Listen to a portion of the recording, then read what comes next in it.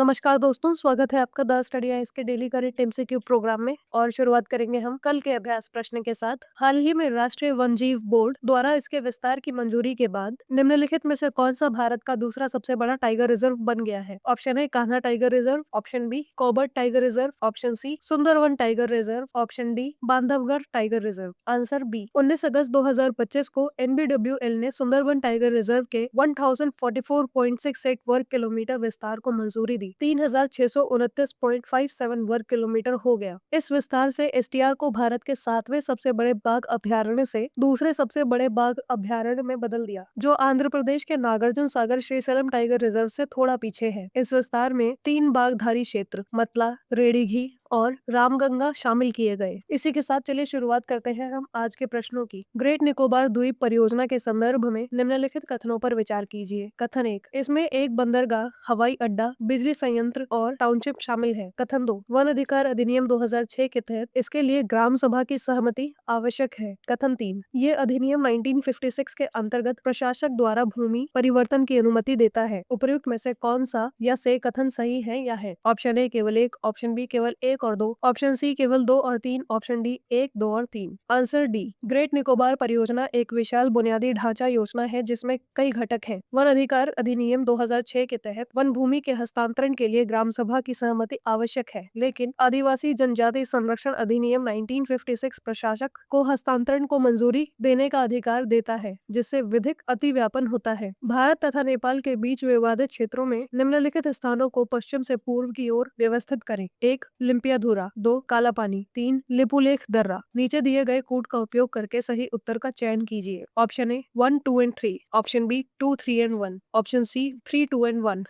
Option D 2, 1 and 3। Answer A Limpiyadhura सुदूर पश्चिम में स्थित है और इसे काली नदी का उद्गम स्थल माना जाता है। काला पानी लिम्पियाधुरा के पूर्व में है, जहां भारत की सैन्य उपस्थिति है। लिपुलेख दर्रा भारत चीन सीमा के निकट पूर्व में स्थित है, जिसका उपयोग व्यापार और कैलाश मानसरोवर तीर्थ यात्रा के लिए किया जाता है। संविधान 130वां संशोधन विधेयक 2025 के संदर्भ में निम्नलिखित कथनों पर विचार कीजिए। कथन 1, ये विधेयक गंभीर अपराधों में 30 दिन या उससे अधिक समय तक हिरासत में रहने पर मंत्रियों, प्रधानमंत्री और मुख्यमंत्रियों को पद से हटा देता है। कथन 2, ये अनुच्छेद 75, 164 और 239AA पर आधारित है। कथन 3, ये कानून विधेयकों को आरपीए 1951 के तहत गिरफ्तारी के चरणों से अयोग्य घोषित करता है। उपयुक्त कथनों में से कितने सही हैं? ऑप्शन ए केवल 1, ऑप्शन बी केवल 2, ऑप्शन सी सभी 3, ऑप्शन डी कोई नहीं। Answer B. कथन 1 सही है। विधेयक ये सुनिश्चित करता है कि यदि कोई मंत्री, प्रधानमंत्री या मुख्यमंत्री 5 साल या उससे अधिक की सजा वाले अपराधों के लिए 30 से ज्यादा दिनों तक हिरासत में रहा तो उसे स्वतः हटा दिया जाएगा। कथन 2 सही है। ये विधेयक अनुच्छेद 75, 164 और 239AA से अधिकार प्राप्त करता है, जो क्रमशः केंद्र, राज्य और दिल्ली के मंत्रियों से संबंधित है। कथन 3 गलत है। राज्यसभा लोकसभा निर्वाचनीयता अधिनियम 1951 के तहत अयोग्यता की अवधि तब शुरू होती है जब दोष सिद्धि होती है,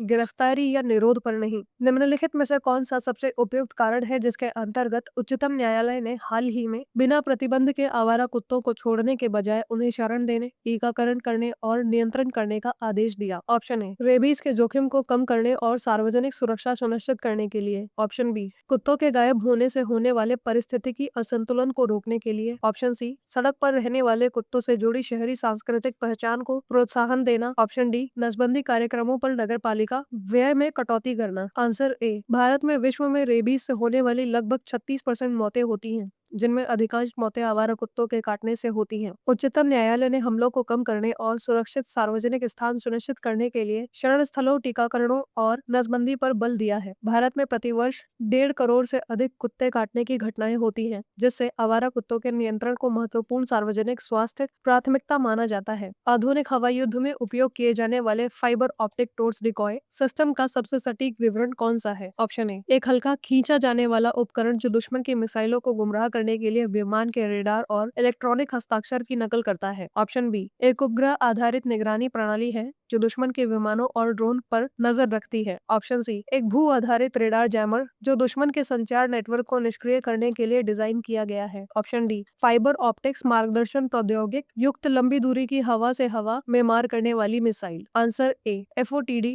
X-Guard जो राफेल फाइटर्स में उपयोग किया जाता है, एक 30 किलोग्राम का रिट्रैक्टेबल और पुनः प्रयोग योग्य डिकॉय है जो विमान के पीछे पीछे चलता है। ये विमान के रेडार क्रॉस सेक्शन, वेग और इलेक्ट्रॉनिक सिग्नल की नकल करता है, जिससे दुश्मन के रेडार और मिसाइल भ्रमित हो जाते हैं। इसे राफेल के स्पेक्ट्रा EW सूट के साथ एकीकृत किया गया है जो बहुस्तरीय रक्षा कवच का निर्माण करता है। एकीकृत वायु रक्षा हथियार प्रणाली के संदर्भ में निम्नलिखित कथनों पर विचार कीजिए। कथन 1, यह DRDO द्वारा विकसित एक बहुस्तरीय वायु रक्षा प्रणाली है। कथन 2, इसमें QRSM, VSHOR ADS मिसाइल्स और लेजर आधारित निर्देश ऊर्जा हथियार शामिल है। कथन 3, हाल ही में ओडिशा के तट पर इसका परीक्षण किया गया। उपर्युक्त कथनों में से कौन सा या से सही है या है? ऑप्शन ए केवल 1 और 2, ऑप्शन बी केवल 2 और 3, ऑप्शन सी केवल 1 और 3, ऑप्शन डी 1, 2 और 3। आंसर डी, कथन 1 सही। एकीकृत वायु रक्षा प्रणाली एक बहुस्तरीय वायु रक्षा प्रणाली है जिसे DRDO ने ड्रोन, UAV, हेलीकॉप्टर और कम उड़ान वाले विमानों जैसे हवाई खतरों से निपटने के लिए विकसित किया है। कथन 2 सही। ये QRSAM, VSHOR ADS और एक लेजर आधारित डायरेक्टेड एनर्जी वेपन को एकीकृत करता है ताकि मिसाइल और गैर गतिज दोनों तरह की सुरक्षा सुनिश्चित कर सके। कथन 3 सही। इस प्रणाली का हाल ही में ओडिशा तट के पास परीक्षण किया गया, जिसमें परीक्षणों के दौरान ये कई हवाई लक्ष्यों को सफलतापूर्वक नष्ट करने में सक्षम रही। आक्रामक विदेशी प्रजातियों के संदर्भ में निम्नलिखित कथनों पर विचार कीजिए। कथन 1, पौधे विश्व स्तर पर आर्थिक रूप से सबसे अधिक नुकसान पहुंचाने वाला आक्रामक समूह है। कथन 2, पहले के अध्ययनों में जैविक आक्रमणों से होने वाली आर्थिक क्षति को काफी हद तक कम करके आंका गया है। कथन 3, ब्लास्ट जल प्रबंधन अभी समय हानिकारक जलीय जीवों के प्रसार को रोकने से संबंधित है। उपयुक्त कथनों में से कितने सही है?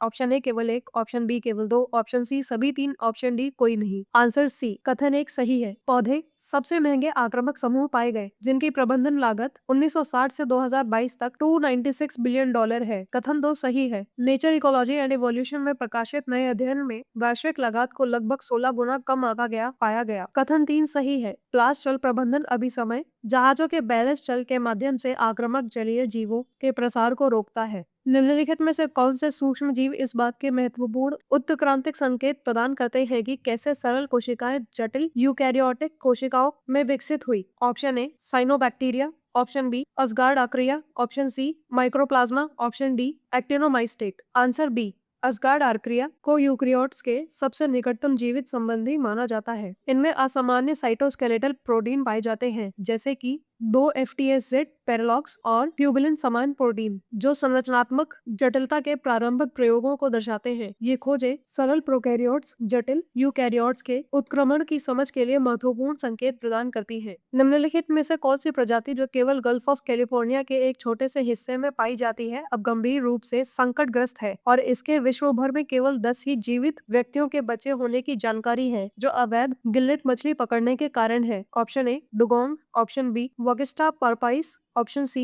Irrawaddy dolphin, option D finless porpoise. Answer B vaquita porpoise जो दुनिया का सबसे दुर्लभ समुद्री स्तनधारी है केवल अपर गल्फ ऑफ कैलिफोर्निया में ही जीवित है। टोटोबा मछली के लिए की जाने वाली अवैध गिल्लेट मछली पकड़ना इसकी जीवित रहने की क्षमता को गंभीर रूप से खतरे में डाल रहा है और अब इनमें से केवल 10 ही जीवित बचे हैं। इसी के साथ चलिए देखते हैं आपका आज का अभ्यास प्रश्न। निम्नलिखित में से किसने पहली ध्रुवीय कक्षा डेटा प्रदान किया जिससे बृहस्पति के ऑरोरा में एक नए प्रकार की प्लाज्मा तरंग की खोज संभव हुई? Option A Voyager 1, option B James Webb space telescope, option C Juno, option D Hubble space telescope. अपना उत्तर हमें कमेंट करके बताना ना भूलें। धन्यवाद। जय हिंद, जय भारत। डियर स्टूडेंट्स, हमारे चैनल को लाइक, शेयर, सब्सक्राइब करें और अपनी तैयारी को और बेहतर बनाएं।